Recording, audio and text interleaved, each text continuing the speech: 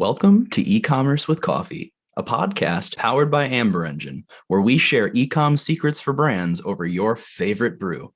We start with the caffeine and then leap enthusiastically into behind-the-scenes e-com insights that led to the success of our guests. I'm Nate Svoboda, and I'm about to serve you up the best. Let's get started.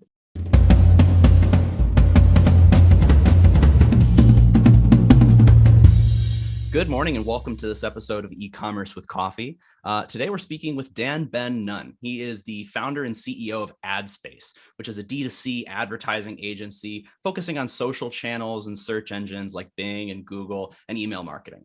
Now, Dan's had a lot of experience in the D2C world, and he actually started his first brand, Inkkas. Was it about 15 years ago, Dan? Yes, correct. It was about, well, no, it was not 15 years ago. It was now almost 10 years ago when we started Inkkas. Got it. You got started in the world of e-commerce though, and D2C about 15 years ago, correct? Correct. I've been in digital advertising for about 15 years. I originally started an agency based in Tel Aviv, working with high tech and SaaS startups, just helping with customer acquisition. And then segued from that into launching my first e-commerce brand in 2012. So awesome. That was, yeah. Well, really excited today to talk about the wealth of experience that you've had. But before we dive in, you're a busy guy. Are you a coffee drinker? What's your poison of choice? I'm definitely drinking, high brew, cold brew coffee. It's a local company. So highly recommend them. It's just water and coffee. There's no sugar. There's no carbs, calories, whatever. So it keeps it nice and clean. And that's what I drink every morning. Kind of powers me through the day. What about you? No, I'm the same way. I'm actually drinking cold brew myself. I have a jar, and I just go to Starbucks and get the grounds, but I like to make it myself. So big cold coffee guy. I find that it's just a little bit more refreshing for myself, but very cool, Dan. So, really before we dive into some of the meat about your experiences with, growth marketing, various D2C brands, you got started in digital marketing, like we said, about 15 years ago, and you ultimately created your first business, Inkkas, which was a really mission-driven e-commerce footwear brand. And you actually ended up partnering with Marcus Lemonis, the Prophet. So would love if you could tell us about, Inkkas and your subsequent experiences with Marcus Lemonis and growth marketing for D2C brands. Absolutely. Yeah. So like I kind of mentioned, I originally got started off on the agency side. I founded my own agency in Tel Aviv, worked with a lot of startups. At that time, we were really primarily focused on two channels of marketing. It was primarily search, so organic Google SEO, and performance marketing through Google PPC. There was also, banner advertising, which, at this point in time really doesn't exist the way it used to. But those were kind of our primary acquisition channels that we were able to direct traffic to our clients and get them generate new customers for them. So it was really focused on customer acquisition. As you mentioned, in 2012, I started Inkkas. It was a great founding story. So I'll just dive in there real quick and give you guys the short version of the founding story. I was on a backpacking trip in South America in 2012, and I went to Peru. And while I was in Peru, I visited Cusco and Aguas Calientes, which is the stopping point to go to Machu Picchu. And when I went to both of those towns, they both had local artisanal markets. And in those markets, there were artisans making authentic shoes with using authentic Peruvian textiles. So the traditional Peruvian mantas, as they call them. And it was really just an aha moment. It was a eureka moment where I was walking through this small artisanal market and I just saw all these beautiful shoes made with all these very intricate, interesting cultural patterns from Peru. And immediately I just thought to myself, wow, this is such an amazing, unique product with a story. Somebody has to get this product out into the market. And so that is exactly what I did. I went back to my hostel that day after visiting Machu Picchu, designed and developed a site myself on Shopify, and about 24 hours later had Inkkas.com live on a very rudimentary Shopify site. I then called my brother and a best friend of mine and said, hey guys, check out inkks.com. Tell me what you think. They went to the site immediately, on the phone while I was with them. They were like, this is insane. Like, who is this? Who built this? What is this? And I was like, I built this last night. What do you guys think? And they were like, we're on board. So it was that kind of quick from like ideation to launch. We then bought a limited amount of shoes from the local artisans. And we actually immediately got picked up by some Brazilian bloggers who were kind of more familiar with the artisanal footwear being produced in Peru, and visited Machu Picchu, started looking online of where to buy these products. And we were the only kind of game in town. And they immediately picked us up, started posting about us on Facebook, on their blogs, on Instagram. And so it was that very early phase of influencer marketing before really the term influencer marketing existed. We kind of got picked up by Brazilian influencers. They shared the content with European and American and other influencers from around the world. And slowly we actually built out kind of an organic channel of influencer marketing, really before really knowing what influencer marketing was, or at that time it was called kind of blog marketing or blogger outreach. And then on top of that, we launched very strong in Facebook ads, really at the early days of Facebook. I mean, we're talking 2012, so Facebook ads was just really developing into what it is now. And we were actually one of the first brands to really scale out in Facebook. Facebook eventually did a case study on us, which is still on the facebook.com website, that kind of features some of the results we were able to get with Inkkas. So that was a huge channel of growth for us. And subsequently, we then launched a Kickstarter, got some extra PR and kind of recognition, and more of the American crowd was introduced to us through some of our Kickstarter campaigns, which were successful as well. And then eventually we got picked up to be featured on The Profit, the TV show. We started looking for investors, and we got connected to The Profit. Marcus Lemonis ended up doing a deal with Marcus on the show. He ended up investing a pretty decent amount of money in the company. I then came on board, worked directly with Marcus, and we eventually were acquired by Marcus Lemonis Fashion Group. So that's kind of a very, whirlwind condensed into a small moment, but yeah, that's the general story. No, I'm amazed at how well you were able to condense that massive story right down into that. And I'm noticing a trend here, right? You talked about you used Facebook marketing and Facebook advertising when that was still really nascent. Influencer marketing when that was still a new thing. I mean, you were a D2C brand before D2C was really even a coined term. That is 100% true. When we were in the market and when we were doing this, none of these terms existed. D2C didn't really exist. Influencer marketing didn't exist as a term. Facebook ads wasn't recognized as being a major channel of sales for e-commerce, right? All of these things. Shopify was just in its first, I can't remember what number of Shopify store we were at, but I believe it was under the 10,000. So we were back when they were still tracking them. Exactly. I remember, it issued you your number when you started your Shopify store, and I believe we were under 10,000. I can't remember the exact number, but all of these things we were at the very early stages of. Now Shopify is obviously a publicly traded company. Facebook ads, all of these things, influencer marketing, these are the staples of D2C e-commerce marketing as we know today. And obviously we were involved at the very early stages. So it was a great opportunity and a great learning experience to be involved. So would love to know, I mean, obviously, I'd love if you could talk a little bit about what you do today with AdSpace, and maybe, what was the biggest learning that you had from that experience that's shaped, your career trajectory up to what you're doing now? Absolutely. So after being, really involved on the agency side with my initial agency that I was running before I started Inkkas, then being involved in an e-commerce D2C brand and having it be acquired, and then coming on board to the acquiring portfolio company, which had about 20 portfolio brands, and being the VP of marketing there, I really started to see patterns across all of these companies on how to scale any e-commerce brand. And so I kind of developed a methodology, a systematic way of looking at e-commerce brands. And after, I exited the VP of marketing role, I came on the agency side and started implementing these methods for e-commerce brands. Then, got my MBA at the University of Texas, and then started working on my own, doing consulting, and eventually launched AdSpace to really kind of implement this methodology that I had learned through my own experiences. And now I've worked with hundreds of e-commerce brands, and I really see there's, what I call the 5 pillars of e-commerce, that I work with every single one of my clients on these 5 pillars. And so these 5 pillars for me are a real, framework for understanding what we need to do correctly in order to scale. And so those 5 pillars are product market fit, which is hugely important and often misunderstood and overlooked or just neglected.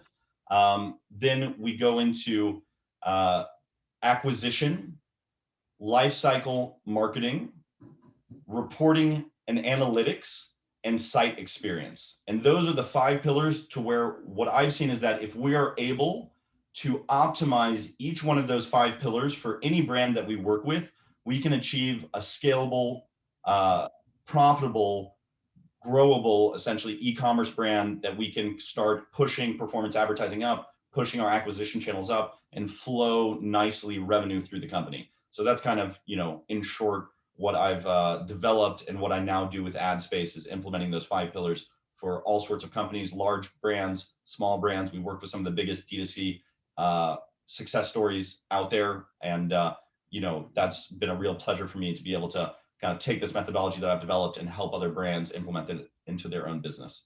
Absolutely. And you sort of just answered my next question, or at least part of it anyway. But so if we're thinking about brands that are just starting, or let's say brands that didn't exist and they're just starting evergreen into the world of e-commerce versus a business that, maybe more traditionally focused on retail, wholesale, didn't really think digitally. Are there any differences in the way that those two business models have to engage with e-commerce? Or, in terms of the framework you just gave me, is there any difference in the way they think about it? Absolutely. Yeah. I mean, I definitely think that no matter what business you're doing, you need to focus on, not only those 5 pillars, but those are the core pillars that I view as the highest priority. And so whether you have a wholesale business, whether you have a retail business, or whether you have an e-commerce business, when it comes to doing e-commerce right, there is kind of, a method there that everybody needs to kind of focus on that method in order to do it right. It would be the same thing if I told you there's a method to do wholesale right and there's a method to do retail right. If you're an e-commerce store and you're launching in retail all of a sudden, people have done it. There's different ways of doing it, and there's ways to improve, and there's not one right method. There's a million ways to cut the cake, so to speak. But there are some methods and best practices that'll lead you quicker to the end result you desire. And so I have worked with a lot of companies that, are telling me, hey, we've been in business for 20 years. We've never done e-commerce, right? We're coming to you to help us get involved in e-commerce, especially post-COVID or during COVID. There was a lot of businesses that just had existed for a long time and had, a great channel of sales. All of a sudden, overnight, channel of sales dried up. COVID hit them really hard. They came to me and they said, hey, what do we do now? We need to launch on e-commerce. And I looked at them essentially like a startup, right? It would be the same advice that I would give, a guy who just said, hey, I just opened my Shopify store yesterday and, I want to grow it. Okay. It's like a business within a business, essentially. Yeah, there's a method of doing this. Let's focus on the fundamentals. Let's build something just like building a house, right? If we build the bottom floor correctly, we can build a second story and a third story and a fourth story and a fifth story. But if we don't get that bottom floor right, building on top of that multiple stories is going to be, essentially dangerous and risky. And so I really focus on the fundamentals of building the business, no matter what, if you're coming from wholesale, retail, or you're just launching an e-commerce store from scratch. So then if we think about the brands that have been doing this for years now, right? I mean, even brands that have been doing it for a long time, I think that long time caps out around 10 or 15 years, right? How far ahead are those brands from, those that are just trying to get started today? How big is the gap that they need to bridge? So it's a great question. I love that question because here's the deal is that number one, they are very far ahead. Okay. But number two, it would be like in the 1980s if I told you, oh, you shouldn't start a business now because the businesses are too far ahead, right? And it's 1985. It's like there's never a start or end date to starting a new business. There's always, a new success story coming up every night and every day, and there's always a new way to do it. Now, are the same tactics that worked 10 years ago going to work for you today? Less well, right? Because the market's saturated. For Facebook ads is a great example. When we were in Facebook ads, it was just the Wild West and open territory out there to go out and claim, right? There was very little competition. CPC was very low. CPM was low. CPA was low. Just there was a lot of traffic you could get. There was a lot of volume. And that's how it was when I was in the very early days, 15 years ago, working with Google ads, what was called Google AdWords at the time. There was huge volume through Google AdWords. And, there still is. Same thing with Facebook. There's still huge volume through there. It's just much more saturated, much more competitive. So the answer to your question is, yes, these established e-commerce juggernauts do have a head start, but using new techniques that are not yet the techniques that everybody's talking about in magazines and, on the internet, kind of like the cutting edge of the latest techniques, those are going to get you a lot better growth at a lot lower CPA than, relying on the old techniques, right? If you're going to go into influencer marketing, into Facebook ads, you can still do great work on those, but you're going to pay a higher cost than what you would pay 5 or 10 years ago. There's no doubt. And so it's all about finding those new acquisition channels. That's the real challenge always in business, is finding that deep blue water, that open expanse of territory that people haven't yet claimed. And, that's the story of business across, millennia, right? It's just, finding new opportunities that people haven't tapped out yet. So, and so what are some of and you may have addressed this a little bit, but so what are some of those newer techniques that you'd be recommending today? absolutely. So, there's some classic techniques that people know about intrinsically, right? So a lot has been made of TikTok, right? A lot of it has been made of Snapchat. A lot has been made of SMS, right? Email, and I agree with all of them. Now, if one thinks one can go to TikTok, launch an ad and just make $1 million, obviously that's never the case. And especially in this day and age where there's a lot of competition on the e-com front, it is, especially not the case. So we do need to be sophisticated. We do need to be strategic. We do need to really think hard about strategies and how we're going to build out a funnel. But moving outside of Facebook, moving outside of Google for other acquisition channels, affiliation is one of the most overlooked acquisition channels that I've come into contact with. So is SEO. Okay, SEO has been around for 20 years. It's been around for 25 years, ever since Google became a thing. And it is still one of the best, highest ROI channels. The problem with SEO that people, realize immediately and kind of quit early is that it does take a long time, right? SEO is not something that you're going to launch your website tomorrow and in 6 months you're just going to be at the, the number one ranking for your keyword. It's something that will take 1 to 2 years to do right. But when you do it right, it is a channel of revenue that is unparalleled in, the amount of money that you need to spend and the amount of money that you make. The ROI on it is gigantic. Same thing with email. Now, people now understand the value of email, but building out a full Klaviyo backend with all of your automated flows, combining that with SMS is very low cost. I mean, we're talking about, under $10,000 to actually pay somebody to build out your entire automated flow on Klaviyo with SMS. The monthly costs are a few $100s, and the long-term ROI of that channel is gigantic. If you take that and you compare that to Facebook ads, where you can spend easily $50K a month, your upfront costs and your ROI are much higher in SEO, much higher in email marketing than some of the classic performance acquisition channels. So, those are two examples. I could go on, with 100 examples. It is about testing a lot of different channels, because some some brands will work really well on TikTok, some brands will not, right? Email marketing and SEO will work for every brand. Those things are universal. Some of these social networks, sometimes Pinterest works really well if you're targeting a specific type of person and you have a specific type of product. TikTok, specific type of person and product. Snapchat, etc. So those are more customized or kind of unique to brands. But yeah, that's a lot of information. And no, absolutely. But so my next question was going to be, what are the highest ROI marketing channels to grow an e-commerce brand? It sounds like you just addressed that, right? Email, SMS, things that a lot of brands, they could be doing better. And once you do it well, it really can be your highest ROAS channel. Now, with regards to having to focus on multiple different channels, right? So we talk about SMS, we talk about email, but we also think about like Facebook ads, Google, SEO, and Pinterest. Is that the role of a growth marketer? How should organizations be determining, how many channels to engage with, or is there even a number to set? Yeah, that is such a great question. And that is exactly the role of a growth marketer. The role of a growth marketer, in one sentence for me, is to holistically look at not only all of the marketing channels, but the entire business, and assess where the budget and resources of the business should be invested in order to generate the highest ROI. So that for me is a growth marketer in one sentence, is a holistic view and understanding where to invest resources to gain ROI.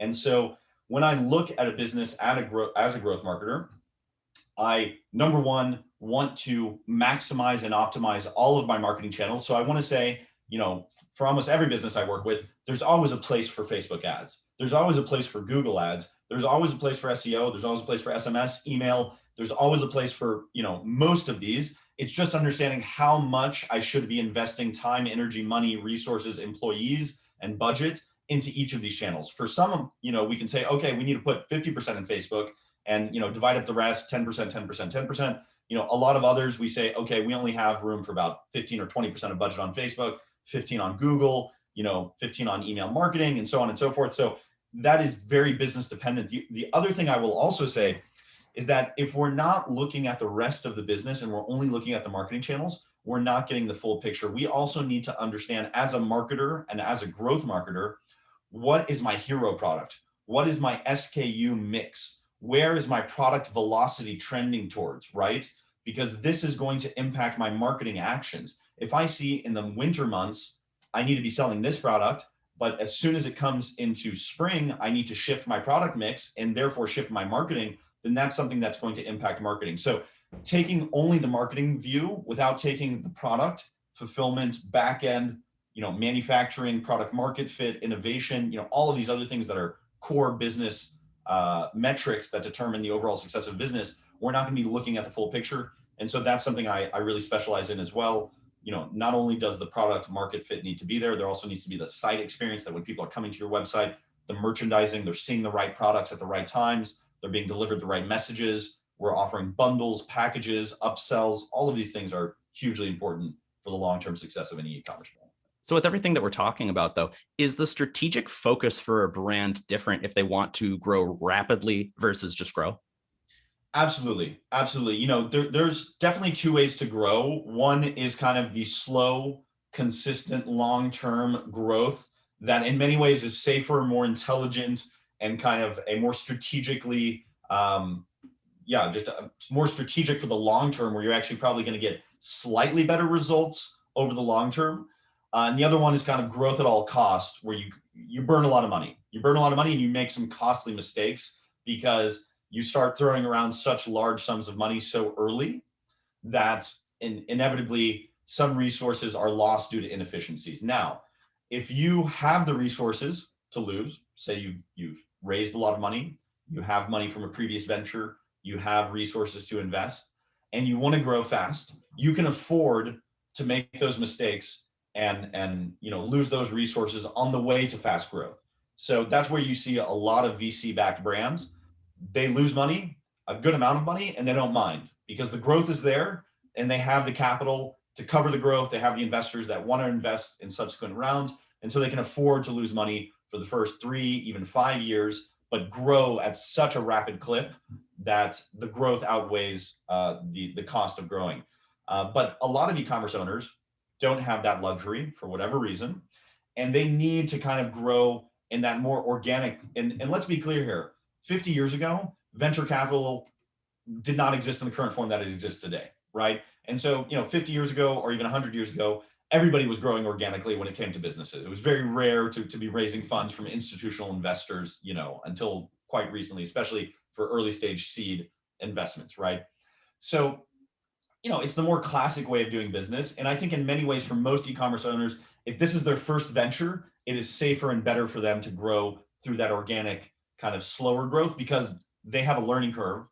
And in order to get over that learning curve, it's actually better for them to make slower decisions, make better kind of longer term decisions in a slower manner because they'll stack their cards up in a more advantageous way by doing so. So for a lot of new e-commerce brand owners, like growth at all costs and fast growth can actually be an easier way to bankrupt your business than it can be to build your business. So it depends, and I've obviously seen first-time founders who've done incredible, amazing work on first-time growth and grown at the fastest rates I've ever seen in my life. So it's not a hard and fast rule, but the fast growth does has its own risk and does claim many businesses through that channel. Oh, absolutely. So Well, plus I would imagine that, the investors, they want to get a return faster, right? And to your point, they have the capital to not so much burn because they don't want to burn it, right? They want it to be used appropriately. But no, I mean, that absolutely all makes sense.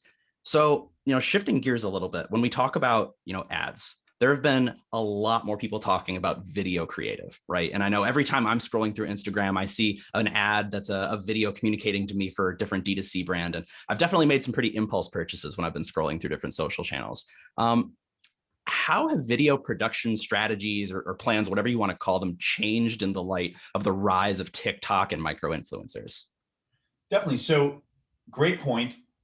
I would say what I've really seen now on Facebook is that creative is the most important item. It used to be when I was first on Facebook, we would manually segment audiences into literally hundreds of subsegments of highly targeted audiences and test all of these audiences. And we still do this to some degree, right? This is still a worthwhile, test to really understand your audience at the very beginning of any campaign and throughout a campaign's trajectory. But Facebook's algorithm has become so good at understanding its own targeting measures and what works best on its own, that in many ways, the type of hyper segmented targeting that we saw in the very early days of Facebook is definitely not as relevant as it is today. We still do need to segment audiences, but Facebook does a very, very good job of understanding which people to target. So now that that is kind of more handled by the Facebook algorithm than it was 10 years ago, the creative comes up as the quintessential, crucial deciding factor of whether or not your ad will work or not.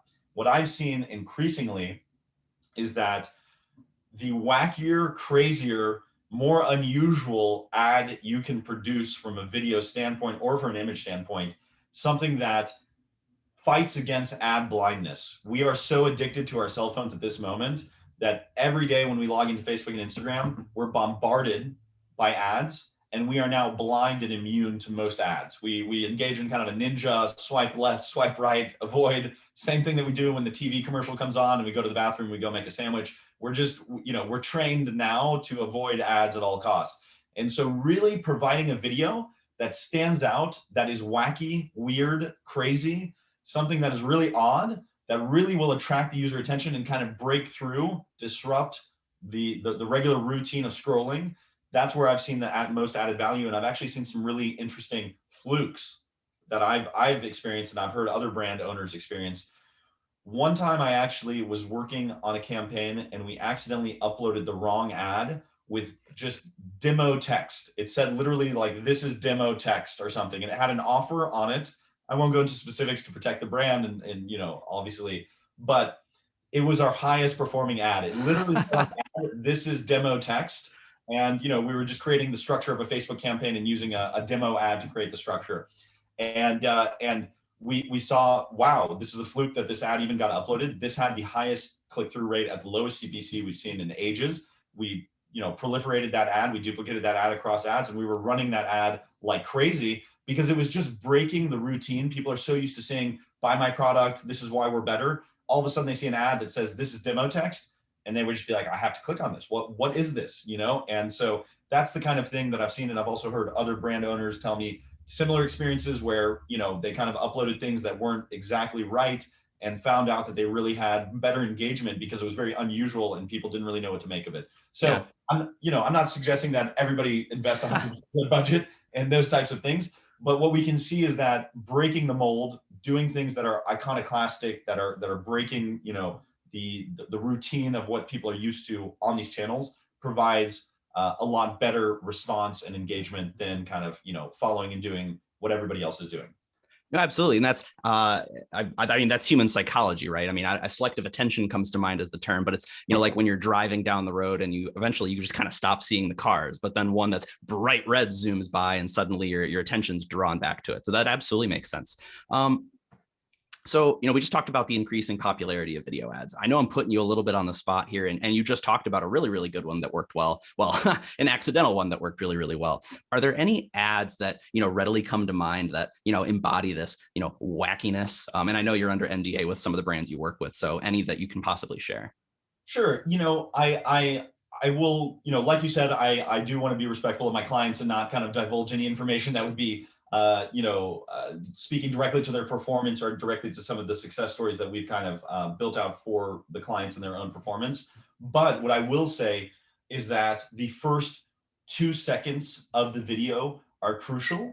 And if you can provide something unusual or interesting that makes people stop in those first 2 seconds, then you're going to be much better poised to capture that attention and to bring people into your rabbit hole, so to speak. So I would advise anybody who's running ads on Facebook right now to really think, are the first 2 seconds of my ad intriguing, odd, bizarre, somehow attention grabbing? And I'm not talking about, I'm talking about something that would maybe confuse somebody, right? Maybe slightly confuse somebody as, what is this? Is this what I think it is? Oh, it's not what I thought it was, right? That kind of reaction, because that's a reaction you need to actually get somebody to stop scrolling, take a moment to take a breath and watch this video, and then understand, oh, wow, I thought that they were doing something else, but now I see that, they're actually, this is an ad, right? And so, as we go through that process, what we're really trying to do, and this goes for everything in life, whether it's relationships, business, marketing, is what we're really trying to do is add value. And so if you can grab attention and then add value, you've won, right? If you grab attention and then people realize it was some sort of a technique, a stunt, and that you're really not adding any value, you're detracting value, then they're going to be a little bit miffed at like, oh, you captured my attention, but then you lost it because now I see that you're not really doing something. So we want to have a product, a business that is actually value adding, that actually gives something to somebody that they would find valuable, whether it's selling them a pair of blue jeans that are great, well priced, high quality, that's value adding, and so it doesn't need to be something that is necessarily unusual, but as long as you are not doing something that every single other person is doing, then you could potentially be adding value. You just need to understand that we need to capture attention and then deliver a beautiful experience to somebody, both through our advertising graphics, our site experience, our acquisition, everything, right? And that's what people respect. And that's what you see the most successful brands are consistently able to provide something that adds value. Allbirds is a great example that comes to mind. They created a sneaker that just for a lot of people met that balance of being both a sport shoe, a casual shoe, an office shoe, a running shoe, and also like go out to dinner with your friend shoe. And so, it was providing that value and offering something that really, met all of these, checked all these boxes and was unusual, right? I mean, we're so immune to Adidas, Nike, and Reebok, although I love all those brands. This was something new, different, and kind of unique. And so it was a value add to the market, and it was rewarded very highly for its ability to add some value into that kind of very crowded, saturated market where we've already seen, every brand has, the Air Jump 17,000s, and, we've seen these, repetitive kind of product cycles go on for 2 decades now. So yeah, that's kind of an example that comes to mind right there. Well, that's great. And also, this is not an ad for Allbirds, but disclaimer, most comfortable pair of shoes I've ever bought. I don't know. Do you wear Allbirds? I do. I mean, I'm a fan of them. I'm a fan of, I try to buy at least one of every D2C success story just to see what I'm dealing with. Yeah. See I want to see the box when it comes in the mail. I want to see the life cycle marketing. I want to get their emails. I want to learn, right? I want to learn from the biggest success stories. So I love purchasing products from, the best D2C brands just to get a feel for how they're doing their marketing and what they've found that works best. No, absolutely. And now, Dan, I really appreciate everything that you've shared with us today. The question that I kind of want to leave our listeners with, you talked about SEO being one of the most important marketing channels, right? Or areas of focus for growth marketers. What, if any, are the key differences in SEO strategies for e-commerce brands versus other brands that maybe aren't focusing on digital yet? Great question. Yeah. E-commerce is, a unique challenge for search engine optimization, specifically because, sites that have tremendous amounts of content are better organized and better structured for Google to rank highly, as opposed to an e-commerce site, which is obviously fairly shallow in content on most pages, right? Collection pages being a great example, very little text typically on a collection page. Product pages, now increasingly we are building out a lot more content on the product page, specifically for the user experience and also for the search engines. But I really think it depends on the term that you're going after. And I really think that Google, as Google continuously updates its algorithm, it is prioritizing products from really recognized brands that people oftentimes take conversion actions when they visit that page. So obviously Google understands how long it takes you once you click on a Google result to make a decision, to bounce from the page, to press the back button, to add to cart, to purchase. These things are all kind of baked into Google's own ability to track users across its platform. And when Google sees that, you are providing a tremendous amount of data on your product page for the product you're selling. So videos, images, product details, specifications, dimensions, shipping time, right? Highly detailed product descriptions, care or assembly instructions, other information, contact and support information, right? all of this stuff is, within Google's algorithm to understand there's a lot of information on this product page specifically targeted towards the product that this person is selling and that this user is searching for. And when it makes that connection and ranks that result highly, and then sees that the user comes to the page looking for that search term, comes to your product page and makes a purchase, then it puts 2 and 2 together and it says, these people are searching for this product and they have a high likelihood of purchasing from this brand when this result is shown for that search.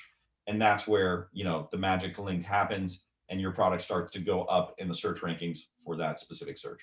It's interesting because a lot of the brands that, I don't know, maybe if you have any experience with this particularly, but a lot of the brands we speak with, they have products, they say they don't necessarily update the descriptions regularly. They don't really update the information about their product. And it sounds like what you're saying, if a company really wants to be regularly improving their SEO performance, they need to be going back and enriching their product descriptions, updating it for, seasonality effect and things like that. So, I think that's a great takeaway and honestly something that I'd love to bring into conversations with our prospects.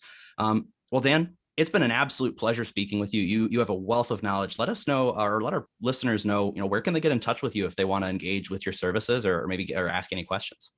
Absolutely. So yeah, I would first of all loved speaking with you. This was such a fun, engaging conversation about D2C and e-commerce, 2 things I love. I have a personal website, my consulting website, danbennun.com. That's DANBENNUN.com. That's where I connect with clients that want to engage me for consulting projects. And then I also run a D2C advertising agency called AdSpace Agency. That's adspaceagency.com. So anybody who would love to get in contact with me, please go to either one of those 2 websites, reach out, and would love to have a conversation. Awesome, Dan. Well, hey, again, thanks so much. Appreciate the time that you've given us today and looking forward to having you on hopefully for some future episodes. Yes, Nate, it was awesome talking to you. Thanks so much for the opportunity and hope you have an awesome day. Absolutely, you as well. That's it for this episode of E-commerce with Coffee, powered by Amber Engine. If you haven't gotten your fix yet, be sure to get more e-commerce brand secrets on our website at amberengine.com. And don't forget to subscribe for more episodes.